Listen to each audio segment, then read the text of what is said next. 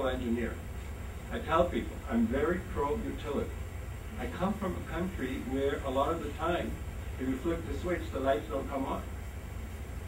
And if you find it, and a lot of people still read by kerosene lamp.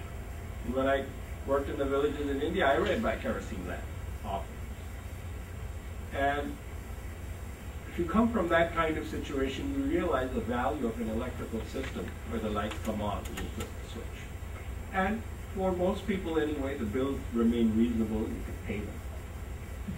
Because if you don't pay the bill, the utility can't generate the electricity. So I come from a technical tradition in which that is the foundation. I'm not speaking first from an environmental point of view. I'm speaking first, if you don't have a reliable electricity sector, you don't have an environmental policy. But the electricity doesn't just come to the switch. There's some consequences, and in this county, you know, you should see the consequences to some extent, see them from the stacks. But I went up to Dave and I said, you're going to send every industry we have left to China, because this will be such an expensive energy system that we won't be able to afford it.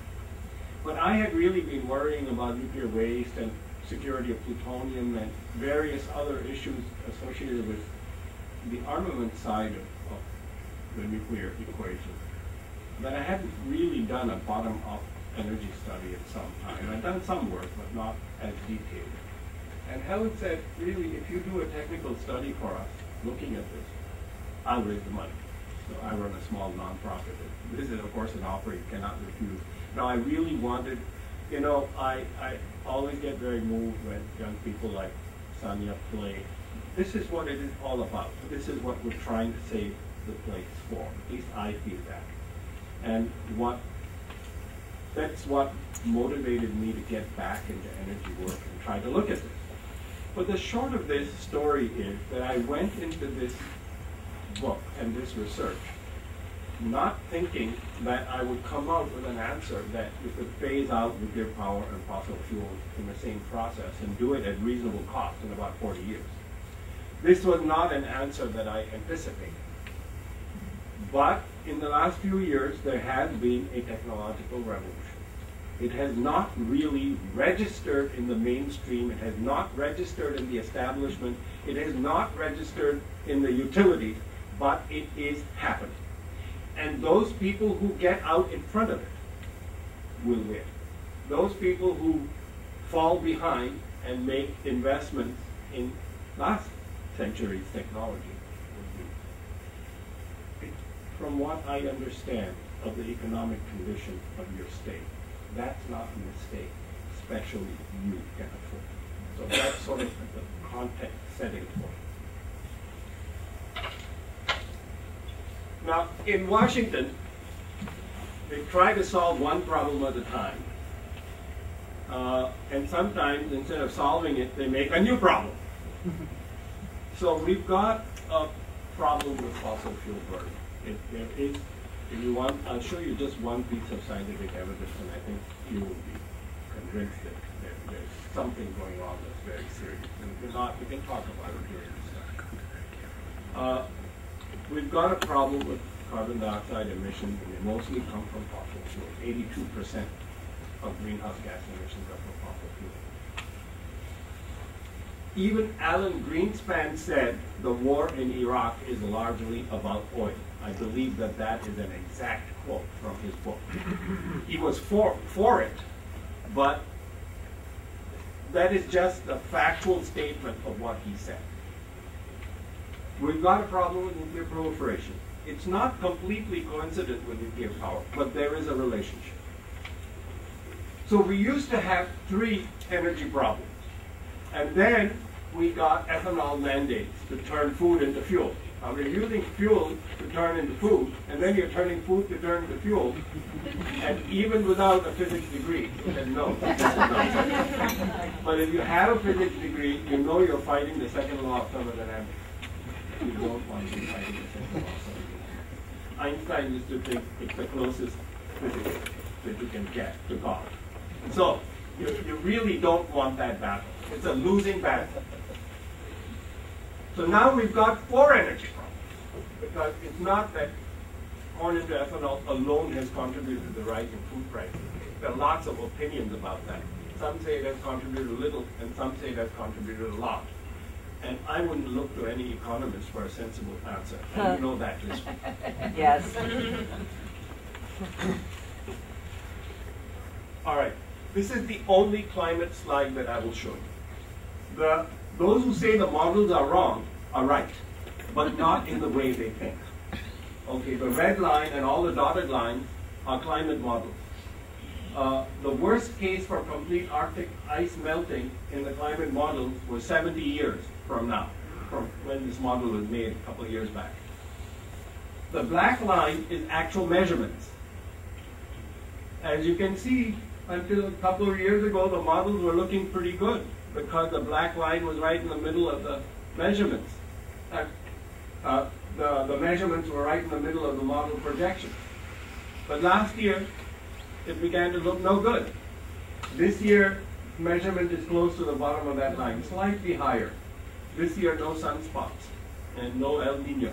So, expect it to be cooler than before.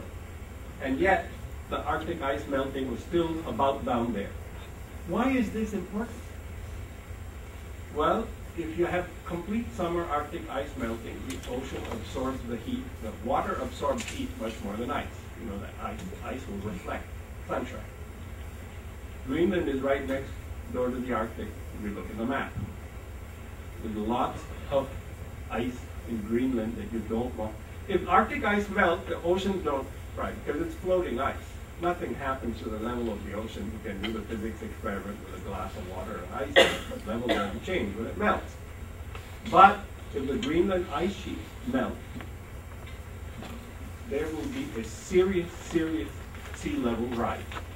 Did you know that in the official model of the Intergovernmental Panel on Climate Change, Greenland ice sheet melting to a severe degree is not in the model? A good bit of Florida and the Gulf Coast and lots of other places, including Manhattan and so on, will be gone.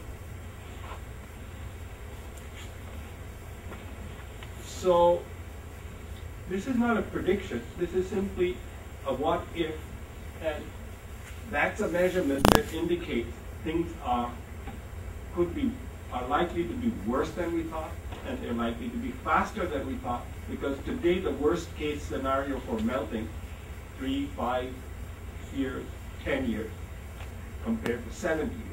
So now I'm no longer worried just about my kids, right? Whether anybody can go to a concert, 30 years from now, which is how I started worrying about this and wanting to do this work. Now I think, even though I'm 63, I may live to see some of this. Not good. Am I looking at the amount of ice that would be left by 2080 is? Yes, this is the percent change from 1979 to 1990 mean. So it gives you the extent of the summer ice. This does not give you the square miles. I believe that there was 2/3 melting of the Arctic ice this year. But there's actually something even more serious that living near the Great Lakes you understand better than most people is, the bit of the lakes will freeze over in the winter here. But it melts in the summer, and it never gets very thick, and that's why it completely melts. Now, the Arctic ice, much of it used to be a lot thicker than what it is today. Because when a lot of it melts and the water gets warm, then when it freezes in the winter, it doesn't get as thick as it used to, so it melts much more easily the next summer. So the Arctic, to look at it that way, is becoming more and more like a lake, rather than an ocean that has a permanent cover of ice.